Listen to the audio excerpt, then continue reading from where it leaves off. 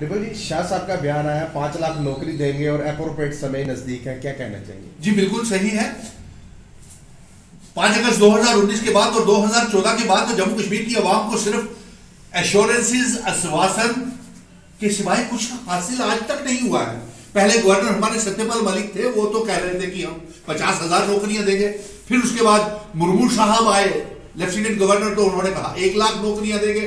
और अभी कल परसों जम्मू कश्मीर को नीलाम करके रियल एस्टेट वालों के आगे और दुबई के शेखों को बेच करके जब हमारे लेफ्टिनेंट गवर्नर मनोज सिन्हा साहब आए तो उन्होंने कहा कि मैं 1,84,000 लोगों को रोजगार दूंगा।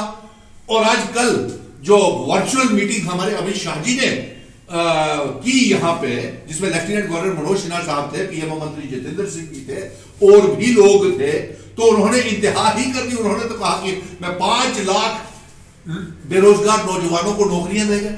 बड़ी हैरानगी की बात है। और आज टकटकी लगा करके पूरी जम्मू कश्मीर की आवाम हंस रही है और महसूस कर रही है कि आखिर भारतीय जनता पार्टी की सरकार ने पिछले 2014 के बाद कितने बेरोजगार नौजवानों को पक्का किया है।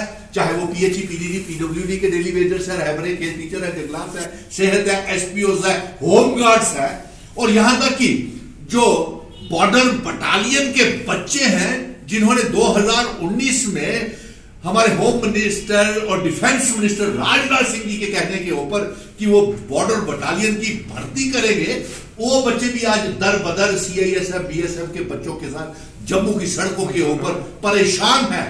और उनकी जो संख्या है, जो उनके वो 30,000 बेरोजगार नौजवान बॉर्डर बटालियन के और सीआईएसएफ, बीएसएफ के बच्चे, होमगार्ड्स, डेली वेजर्स जो है, एसपीओ और विलेज डिफेंस कमेटी के मेंबर, होमगार्ड और कॉन्ट्रेक्चुअल लेक्चरर्स है, आप पहले इनको भर्ती कर दीजिए तो हमें भरोसा हो जाएगा। लेकिन आप ऐसा नहीं कर रहे हैं। और आज पूरे 20 जिलों के बच्चे जो बॉर्डर बटालियन के हैं वो त्राही त्राही कर रहे हैं। और अमित शाह जी के इस बयान के ऊपर और भारतीय जनता पार्टी के इस बयान के ऊपर और पीएम जितेंद्र सिंह जी के इस बयान के ऊपर हंस रहे हैं। और इसके साथ साथ यही खत्म नहीं होता इस सिलसिला। उनका यह भी कहना है बच्चों का कि आप हमारे साथ गुमराह कर रहे हैं और जेकेएसएसबी की तमाम पोस्टें अभी खाली पड़ी हुई है, पब्लिक सर्विस कमीशन की पोस्टें वो अलग से खाली पड़ी हुई है। हेल्थ वर्कर्स को आपने पक्का नहीं किया, डॉक्टर्स को आपने नौकरी नहीं दी, और जो बॉर्डर बटालियन के जो बच्चे फिजिकल टेस्ट पास करने के बाद और सारी फॉर्मेलिटीज पूरी करने के बाद आप उनको भर्ती नहीं कर रहे हैं। तो ये सवाल खुद ही खड़ा हो जाता है अमित शाह जी के बयान के ऊपर। अब हम दूसरी तरफ आते हैं। अमित शाह जी ने यह कहा कि पहले डिलिमिटेशन कमीशन होगा, फिर उसके बाद जल्द चुनाव करवाए जाएंगे। देखिए कितना लफ्जों का हेर फेर कितना करते हैं ये। उनका यह कहना है कि डिलिमिटेशन होगा पहले। अरे साहब, अमित शाह जी कैसी बात करते हैं। भारतीय जनता पार्टी जम्मू कश्मीर में हदबंदी कानून को, डिलिमिटेशन कमीशन को इतनी आसानी से और इतनी जल्दी पूरा नहीं होने देगी। डिलिमिटेशन कमीशन भी ये कम से कम 1-1.5 साल देर कर देंगे और उसके बाद चुनाव होंगे यानी कि।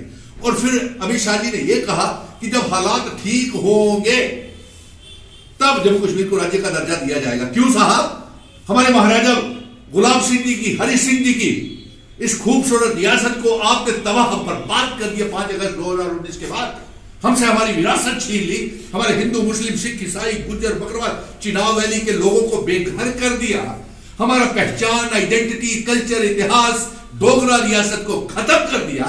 और अब कहते हैं कि जब समय आएगा तब रियासत का दर्जा दिया जाएगा। नहीं, आप गलत बोल रहे हैं। आप पहले हमारे रियासत का दर्जा वापिस करें, चुनावों से पहले वापिस करें। आप अगर 2 साल तक चुनाव नहीं करवा सके तो इसका मतलब है कि जम्मू कश्मीर का बेरोजगार नौजवान, व्यापारी, अवाम 1,30,00,000 सारे परेशान होते रहेंगे क्या?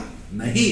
अरे साहब, हकीकत तो यह है कि अमित शाह जी ने जो ये वर्चुअल मीटिंग में भाषण किया है, ये एक झूठ का पुलिंदा है, जो सच्चाई जिसमें जरा भी नहीं है। और इसके साथ यही नहीं, हमारा जो रोड मैप है कि हम जम्मू कश्मीर और लद्दाख को फिर से इकट्ठा करेंगे और पीओ के गिलगित बल्टिस्तान जो जम्मू कश्मीर का हिस्सा है उसे अपने जम्मू कश्मीर के नए नक्शे में शामिल करेंगे।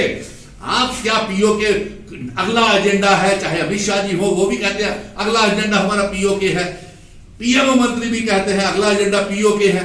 अरे साहब, मंसूबा बनाया आपने पीओ के गिलगित बल्टिस्तान को आजाद करवाने के लिए, जम्मू कश्मीर का हिस्सा बनाने के लिए, जबकि पार्लियामेंट में ये रेजोल्यूशन पारित हुआ है कि पीओ के गिलगित बल्टिस्तान जम्मू कश्मीर का हिस्सा है। आपने तो हमें नीलाम कर दिया, बेच दिया, बिना स्टेट सब्जेक्ट, बिना डोमिसाइल, बिना लीज के पूंजीपतियों को, शेखों को, रियल एस्टेट वालों को, और अपने गुज्जर बकरवाल और व्यापारी सारे आपने बर्बाद कर दिए रूपनगर जेडीए के द्वारा।